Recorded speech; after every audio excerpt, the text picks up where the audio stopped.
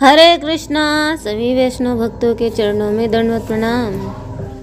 सती द्रौपदी की कथा भाग 10। अभी तक हमने 9 भाग श्रवण किए हैं, तो अब हम भाग 10 का श्रवण करेंगे। अभी तक हमने ये सुना कि जयद्रथ ने कैसे द्रौपदी को हरण करने की चेष्टा की थी, तो उसने प्रार्थना करी, फिर उसके पतियों ने उनकी रक्षा करी। तो चलते हैं हम आगे की कथा की ओर। जगत गुरु श्रील प्रभुपाद की जय। अनंत कोटि वैष्णव भक्त वृंद की जय। अपनी प्रतिज्ञा का पालन, नियमों पर दृढ़ता और भगवान का भरोसा मनुष्य को सब प्रकार की आपत्तियों से बचा लेता है। अनेकों प्रकार की विपत्तियों से मुक्त होने का एकमात्र साधन है नियमों में बंध जाना।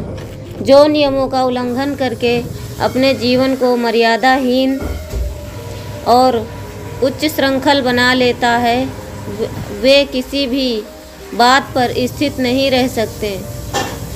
नीति शास्त्र में कहा गया है कि जैसे मलिन वस्त्र वाले पुरुष जहाँ कहीं भी बैठ जाते हैं, उन्हें वस्त्र की गंदगी का ख्याल नहीं रहता, वैसे ही एक बार सदाचार के नियम से च्युत हुए पुरुष शक्ति और सुविधा रहने पर भी सदाचार के नियमों का पालन करने में प्रमाद करने लगते हैं। इसी से संसार के सभी महापुरुष जीवन के नियम का आदर करते हैं और अपने आप को अपने ही बनाए नियमों से नियंत्रित रखते हैं। द्रौपदी के जीवन में वह समय बड़े ही कष्ट का था। जीवन की और परिस्थिति में वह अपने को द्रुपद की पुत्री, पांडवों की पत्नी, श्री कृष्ण की सखी कहकर विपत्तियों से त्राण पा सकती थी, परंतु अब ऐसे दिन आ गए थे कि इन बातों को भी नहीं कह सकती थी। वनवास के 12 वर्षों में अब केवल एक दिन ही अवशेष था। कल से उसको अज्ञातवास करना था। पांडव सबके सब वीर थे। वनवास के 12 वर्षों में अब केवल एक दिन ही अवशेष था। कल से सबको अज्ञातवास करना था। पांडव सबके सब वीर थे, वे अपनी रक्षा अकेले रहकर भी कर सकते थे, परंतु द्रौपदी क्या करे, कैसे करे, कहाँ रहे, यह प्रश्न था। युधिष्ठिर की चिंता का पार न था। वे सोचते थे हम लोग विराट नगर में रहकर अपने को छुपा सकते हैं, परंतु द्रौपदी वहाँ अपने को किस प्रकार छुपाएगी। द्रौपदी ने सामान्य स्त्रियों की भांति कभी कोई काम किया नहीं। क्या यह वहाँ दासी होकर रहेगी? हम लोग द्रौपदी को प्राणों से भी बढ़कर प्यार करते हैं। यह सर्वथा आदरणीय है। इसकी व्यवस्था कैसे हो? महाराज युधिष्ठिर यही सब सोच रहे थे। उनकी चिंता द्रौपदी से छिपी ना रही। उसने महाराज से कहा, राजन, आप मेरे लिए कोई चिंता ना करें। बड़े लोगों के घर अच्छे वंश की ऐसी स्त्रियां रहा करती हैं जो रनिवास में श्रृंगार का काम करती हैं। उन्हें सैरंद्री कहते हैं। मैं अपने को वहाँ सैरंद्री के रूप में ही प्रकट करूँगी। सैरंद्री पर लोगों का विश्वास होता है। मैं राज भवन में अपनी रक्षा कर लूँगी। मैं वहाँ कहूँगी कि मेरे जीवन के कुछ नियम हैं, मैं उनका उल्लंघन नहीं कर सकती। मैं यह भी कहूँगी कि पहले मैं महाराज युधिष्ठिर के रनिवास में काम कर चुकी हूँ। मैं केशों का श्रृंगार करने में बड़ी निपुण हूँ। वह महारानी सुदेशना बड़े अच्छे स्वभाव की हैं, वे मेरी रक्षा करेंगी। युधिष्ठिर ने स्वीकृति देते हुए कहा कि वहाँ बड़ी सावधानी से रहना, कोई तुम्हें पहचान न ले।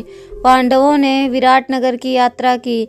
रास्ते में द्रौपदी के थक जाने पर युधिष्ठिर की आज्ञा से अर्जुन ने द्रौपदी को कंधे पर ले लिया। पर्वत शिखर के पार शमशान के निकट एक समी का वृक्ष था। उस पर उन्होंने अपने शस्त्र बांधकर रख दिए। उन लोगों ने आपस में संकेत करने के लिए अपने नाम रख लिए। अब उनके नाम हो गए जय, जयंत, विजय, जयसेन, जयद्बल।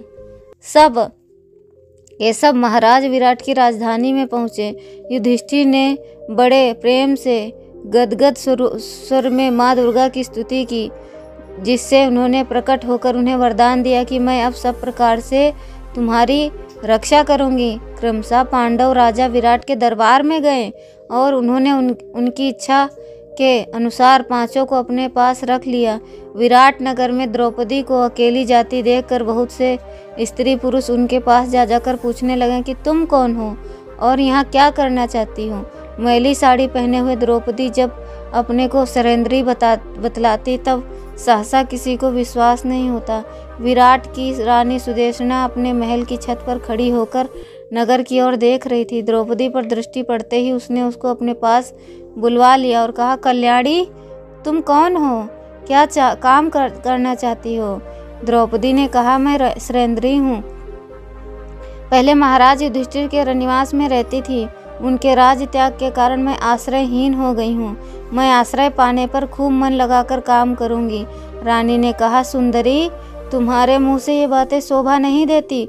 तुम तो बहुत सी दासियों की स्वामिनी होने योग्य हो। तुम्हारा शरीर स्वर्ण सुंदर है, बाल बड़े चिकने हैं, वाणी हंस की सी है, तुम्हारे चेहरे पर आत्मसम्मान की झलक है। मैं तो तुम्हें देवकन्या, चंद्रपत्नी, रोहिणी अथवा विष्णुप्रिया महालक्ष्मी समझ रही हूँ। सच सच कह दो ना कि तुम कौन हो। द्रौपदी ने कहा, रानी जी मैं देवी दानवी कुछ नहीं हूँ। मैं अपने आप से कह दिया ना कि मैं पांडवों के रनिवास में रह चुकी हूँ। मैं कृष्ण पत्नी सत्यभामा की सेवा की है। बाल संवारना, उपटन लगाना, फूलों के गजरे बनाना मैं जानती हूँ। मैं बड़े सुख से रही हूँ, इसीलिए मेरा शरीर दासियों सा नहीं जान पड़ता। पांडवों के वनवास में मुझे बड़ी बड़ी विपत्तियाँ झेलनी पड़ी।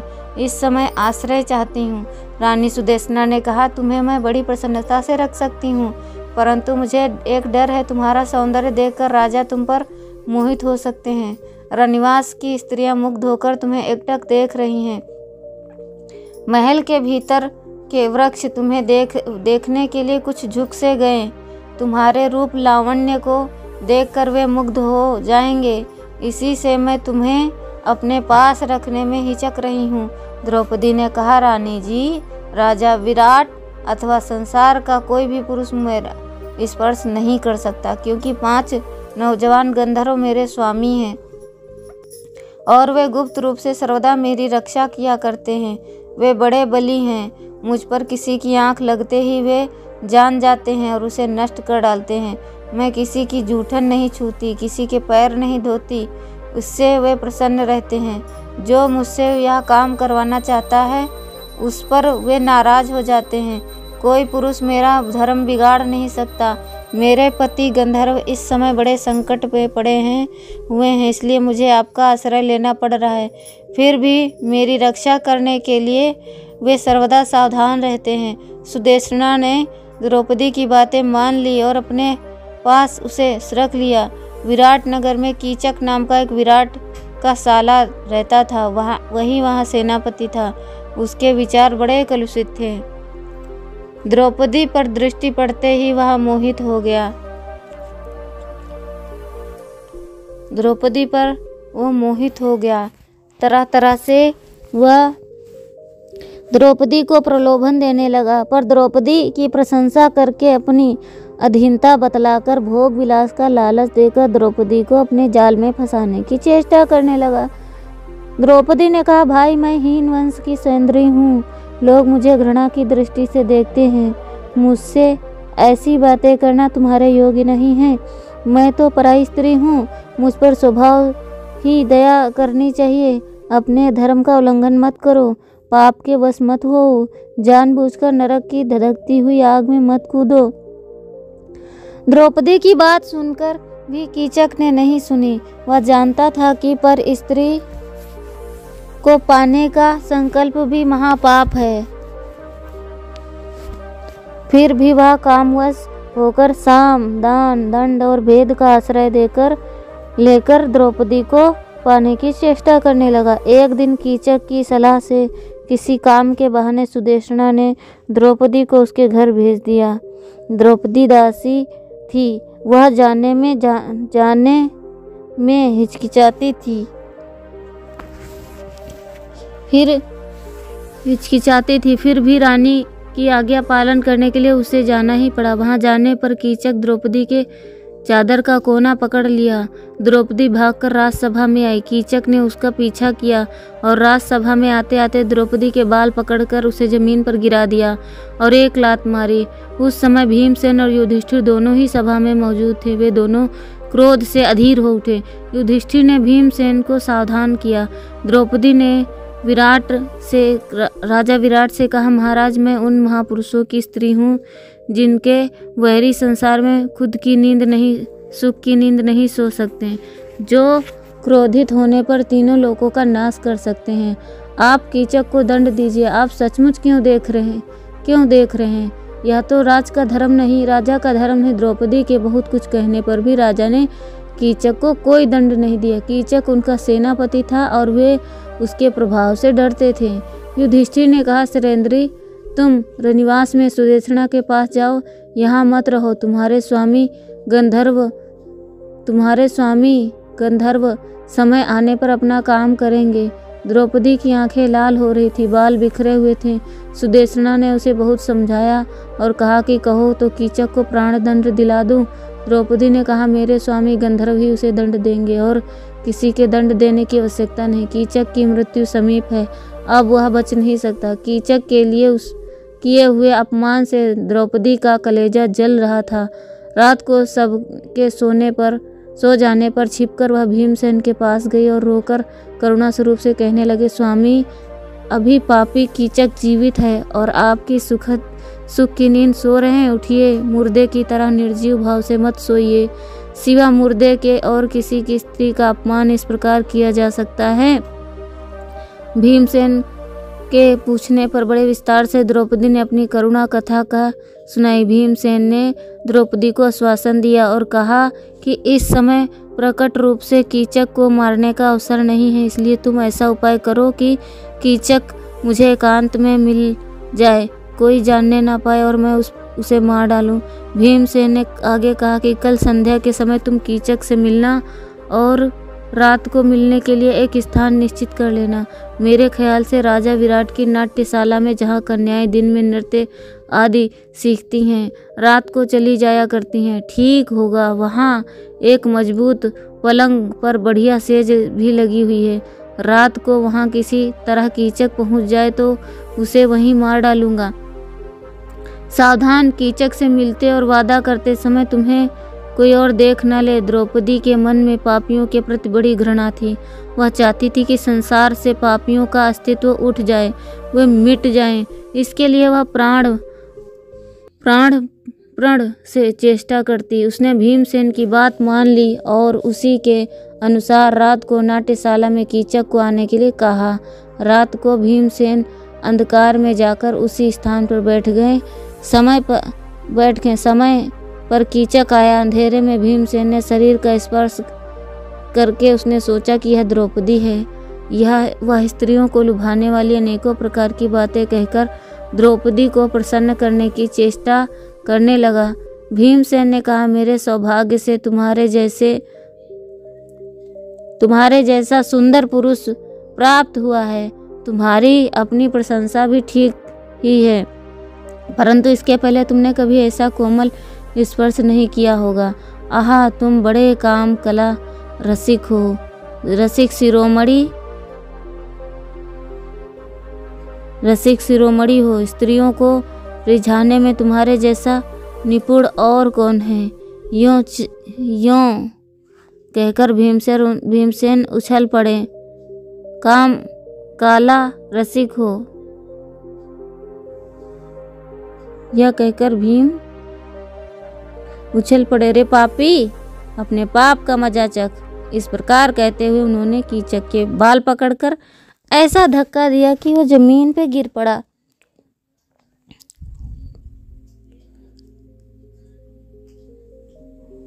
जमीन पर गिर पड़ा।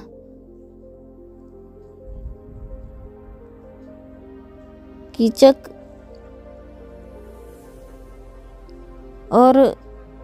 को मारने का अवसर नहीं, इसलिए तुम ऐसा उपाय करो कि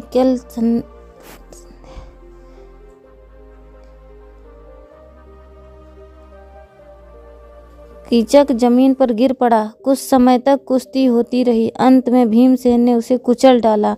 उसके सिर पैर आदि उसके शरीर से घुसेड़कर उसे मांस का एक लोथड़ा बना दिया कि किसी को पता नहीं चला।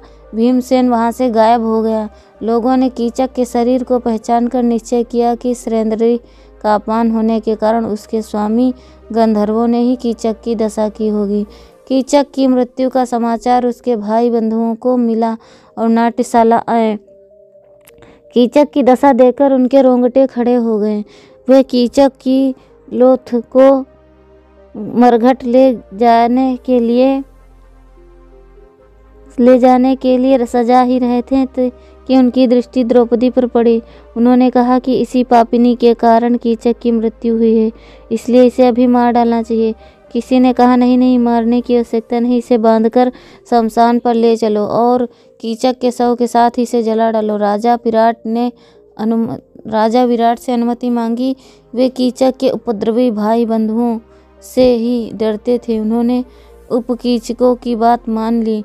उन सबों ने द्रौपदी को कीचक की लाश के बराबर बिठाकर बांध लिया और शमशान की यात्रा की। द्रौपदी अनाथ की भांति चिल्लाने लगी और जोर जोर से कहने लगी, जय जयंत, विजय, जयसेन और जयदल, मेरे पांचों स्वामियों, मेरी पुकार पर ध्यान दो। ये उपकीचक मुझे जलाने के लिए शमशान की ओर लिए जा रहे हैं। भीमसेन के कानों में आवाज़ पहुंची। उन्होंने बड़ी कर्कश ध्वनि से उत्तर दिया, डरो मत, गंधर्वों ने तुम्हारी आवाज़ सुन ली है। द्रौपदी को कुछ धैर्य हुआ। चटपट वेश बदलकर फाटक बिना खोले ही चहर दीवारी लांघकर भीमसेन शमशान की ओर बढ़े। एक बहुत ऊंचा और मोटा ऊपर से सूखा बड़ा सा पेड़ उखाड़ कर लिया और उसे कंधे पर रखकर वे बड़े वेग से उपकीचकों की ओर दौड़े। उस समय भीमसेन का पैर जिस वृक्ष से लग जाता वह टूटकर टुकड़े टुकड़े हो जाता। उपकीचकों ने उन्हें गंधर्व ही समझा। भला मनुष्य भी ऐसी शक्ति हो सकती है? वे सब के सब घबरा गए। बचने का उपाय न देकर उनका दिल धड़कने लगा। उन्होंने सोचा कि शायद सरेंद्री को छोड़ देने से हम लोगों की जान बच जाए, इसलिए वे द्रौपदी को छोड़कर नगर की ओर भागे। परंतु भीमसेन उनका पीछा करके कुचल डाला और उसी वृक्ष से उन सबको मार डाला। द्रौपदी का बंधन काटकर दिलासा देते हुए जोर से उन्होंने कहा, अब तुम्हें कोई नहीं डर है। जो तुम्हें क्लेश देगा उसे यूं ही मौत के मुंह में जाना होगा। भीमसेन चले गए। रातों रात यह खबर नगर में फैल गई कि बहुत से नगरवासी मरघट पर आ गए। नगर वालों ने लौटकर वहां की सब बातें राजा विराट को सुनाई। विराट द्रौपदी से बहुत ही भयभीत हुए। उन्होंने अपनी रानी से कहा, प्रिय सरेंद्री आते ही तुम मेरी ओर से उससे कह देना कि तुम्हारी जहाँ इच्छा हो वहाँ जा सकती हैं। हम तुम्हारा बुरा नहीं चाहते। गंधर्वों का पराक्रम देखकर हम भयभीत हो गए हैं। यह भी कह देना कि गंधर्व तुम्हारी रक्षा करते हैं, इसीलिए राजा स्वयं तुमसे कहने का साहस नहीं करते। स्त्रियों से ही कहें, इससे कोई दोष नहीं है। तो सुदेशना ने उनकी बात स्वीकार कर ली। द्रौपदी जब शमशान से लौटकर नगर में आने लगी तब उसे देखकर नगरवासी इधर उधर भागने लगे। वे गंधर्वों से डर रहे थे। द्रौपदी ने पाकशाला के सामने आकर संकेत ही अपनी कृतज्ञता प्रकट की और नाट्यशाला के सामने आने पर बृहन्नला वेशधारी अर्जुन को प्रेम भरा उल्हना दिया। अर्जुन ने इशारे से ही द्रौपदी को अपनी वेदना और संवेदना बताई। द्रौपदी उन कन्याओं के साथ ही राजभवन में गई। सुदेशना ने जाते ही राजा की आज्ञा सुना दी। इस पर द्रौपदी ने कहा, रानी जी, अब मैं यहाँ से चली जाऊँगी। अब आप कृपा करके केवल 13 दिन और अपने पास रहने दें।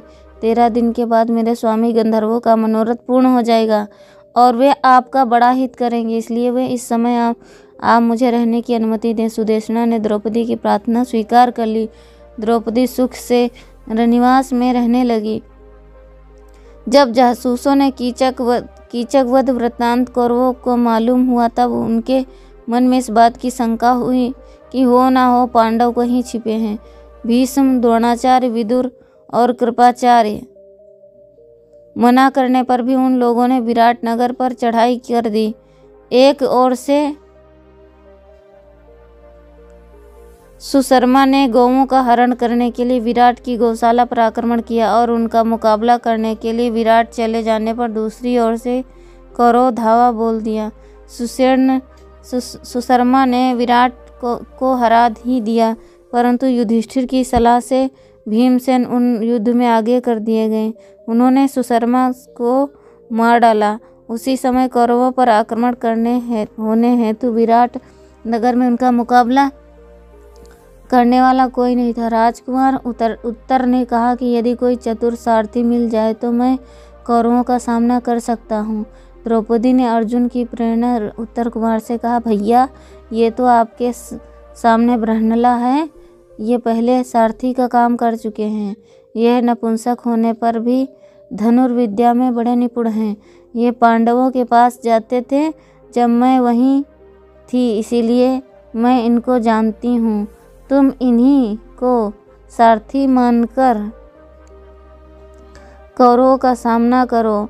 कुमार उत्तर ने अर्जुन को सारथी बनाया। युद्ध में उत्तर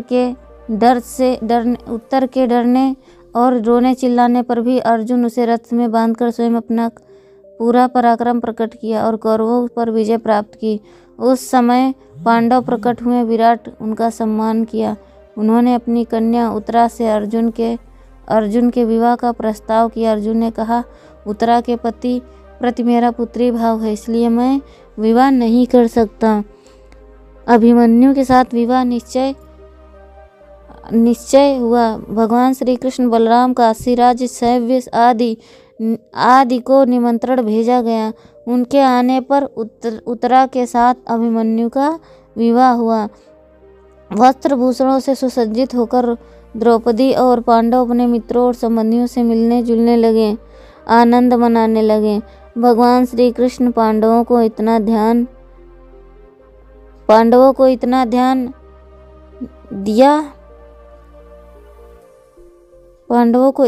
दिया कि वे धनी हो गए। विराट और द्रुपद भी पर्याप्त संपत्ति दी। अब उनके सामने केवल एक ही प्रश्न रहा कि अपना पैतृक राज्य कैसे प्राप्त किया जाए।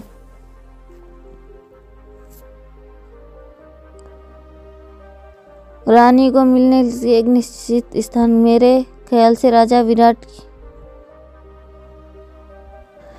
हरे कृष्णा कृष्णा कृष्णा हरे हरे, हरे रामा राम राम हरे हरे। जगत गुरु श्रील प्रभुपाद की जय, अनंत कोटि वैष्णव भक्तवृंद की जय, गुरु महाराज की जय। तो मिलते हैं हम आपसे अगले भाग में, तब तक के लिए श्रवण करें।